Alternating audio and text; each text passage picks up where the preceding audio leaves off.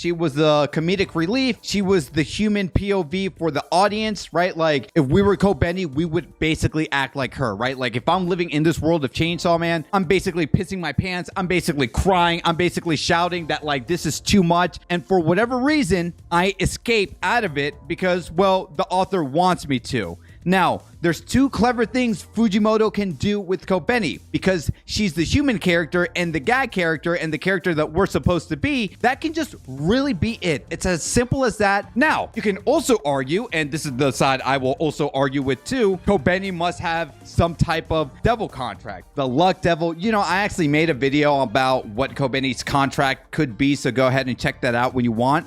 But I say all this because now we got to flip it back to Fumiko. There's a lot of weird stuff that happened with Fumiko in the last chapter, and we didn't get it answered in this chapter. So, and granted, Fumiko is also a human public safety member and all that stuff, and we don't know her devil contract, but we never saw Kobeni with a doppelganger before. We clearly saw Fumiko with a doppelganger or some type of copycat or a twin. I don't know. But it needs to be explained. So when you wrap all of this up, chapter 190 basically concludes the battle that we received with the aging devil. And I'm curious to hear your thoughts about this arc, because when you sit on it, we started this arc at the prison facility. Fami and Asa, they rescued Denji. Denji was cut into pieces. Denji was basically at his lowest. And then we are brought to Fami's apartment. Katana Man hits Denji. Yoru ends up hitting Denji. And Denji's already at his lowest point. Where's Nayata? Nayata's nowhere to be found. Let's go ahead on this